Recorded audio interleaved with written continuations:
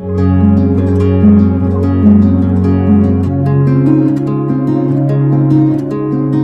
the last video, we have discussed a basic introduction of DNA fingerprinting along with the principle of DNA fingerprinting. To understand that principle of DNA fingerprinting, we also discussed the nature and types of satellite DNAs. Now, in this part of video, we are going to talk about the method and applications of DNA fingerprinting. First, let us start with the method or procedure to which we need to do the DNA fingerprinting. The procedure of DNA fingerprinting includes these 6 steps in both suspect and the evident sample which was collected at the crime scene. So, what we need to do here, we have to isolate the DNA both from the suspect and the evident sample collected at the crime scene. Here, the isolation of DNA means the isolation of the satellite or repetitive DNA sequences of suspect and evident sample collected at the crime scene. Remember this. And after isolation of this satellite DNA, we need to go for the restriction digestion. The restriction digestion means the digestion of satellite DNAs into fragments by using specific restriction endonucleases. The restriction endonucleases cuts the DNA fragments of several lengths by recognizing their recognition sites. That results into the formation of a polymorphism in DNA, that is what we call RFLPs. RFLPs means restriction fragment length polymorphism.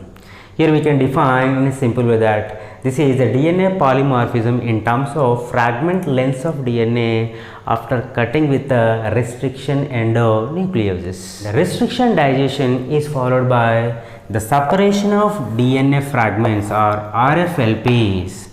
The separation of DNA fragment involves the using of agarose gel electrophoresis in both suspect and evident sample collected at the crime scene. The agarose gel electrophoresis is simply like this.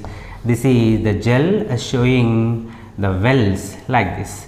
Into these wells, we have to put our sample DNA and the DNA, fragmented DNA of suspect.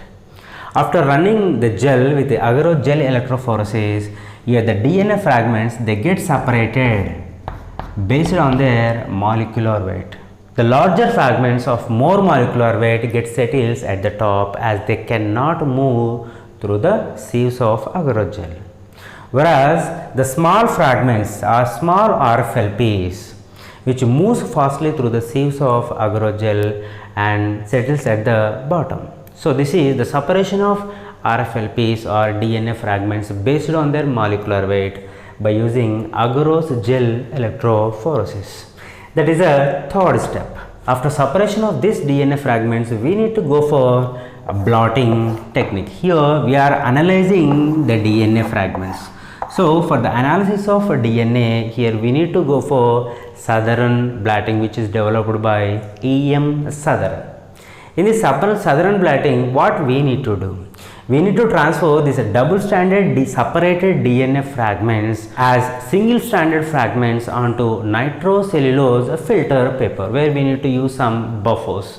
So, through these buffers and some papers, the DNA fragment, double stranded DNA fragments which are present in the gel, they gets move on to the nitrocellulose filter paper as single stranded fragments. This blotting technique is actually for the 5th step, that is hybridization. Hybridization requires a single stranded DNA fragments, not double stranded DNA fragments. So that here we are going for the blotting technique. The 5th step is the hybridization. In this step, we need to hybridize the VNTRs or the satellite DNA molecules of suspect on the nitrocellulose filter paper with the DNA fragments, single stranded DNA fragments of evident DNA sample collected at the crime scene. If the suspect is a culprit, this DNA fragments of this evident sample gets bind to the DNA of the suspect, so that then we can say that the suspect is a culprit. If the suspect is not the culprit, the DNA of evident sample cannot go and bind with the DNA of suspect, which tells us the suspect is not the culprit. That is what the hybridization. After hybridization, to identify whether hybridization has taken place or not, we need to go for autoradiography, where we have to expose this nitrocellulose filter paper after hybridization to UV radiations. That is what we call autoradiography. Autoradiography produces X-ray films. In these X-ray films, we can easily identify whether the DNAs are hybridized or not. If they are hybridized, the suspect is a culprit. If they are not hybridized, the suspect is not the culprit. This is what the method of DNA fingerprinting. Now let us move on to the third heading of DNA fingerprinting, that is applications with exemplifications. Here I have taken an example by which we can come to understand the applications of DNA fingerprinting. Here we have three homologous chromosomal pairs of chromosome 7, chromosome 2 and chromosome 16 of two individuals. These two individuals are suspected culprits at a crime scene. You know very well, the homologous chromosomal pairs means in this pair one chromosome comes from a father and one chromosome comes from mother. Here these chromosomal pairs are clearly indicating the copy number of VNTRs both in father chromosome and mother's chromosome. And just for the sake of understanding, they have given the different color schemes also to trace out the origin of each band in the gel. Here first let us count the copy number of VNTRs in these three chromosomes of individual A and individual B. First let us start with the chromosome number 7 of individual A, where the paternal chromosome is having 3 VNTRs, whereas the maternal chromosome is having 4 VNTRs. And when we come to chromosome 2, the paternal chromosome is having 8 VNTRs, whereas the maternal chromosome is having 7 VNTRs. And in chromosome 16, there are 5 VNTRs in paternal chromosome and 10 VNTRs in maternal chromosome. Likewise, if we go on to the suspect culprit or individual B, here also the same 3 chromosomes, homologous chromosomal pairs. In the chromosome 7, there are 11 VNTRs, whereas the maternal chromosome is having only 9 VNTRs. In chromosome 2, the paternal chromosome is having 8 VNTRs, the maternal chromosome is having 7 VNTRs. And in the last chromosome, chromosome 16, the paternal chromosome is having 5 VNTRs and maternal chromosome is having only 2 VNTRs. This is the copy number of VNTRs of these chromosomes in both individual A and individual B. At this situation, we have to go for the agarose gel electrophoresis. In agarose gel electrophoresis, we are going to separate these DNA fragments of individual A and individual B separately based on their molecular weight. Here you know very well that the DNA fragments of higher length, nothing but the VNTRs of more copy number having more molecular weight, so that they cannot move further in the sieves of agarose gel, so that they settles at the top. Whereas the VNTRs of less copy number or less molecular weight can move fastly through the sieves of agarose gel, so that they settles at the bottom.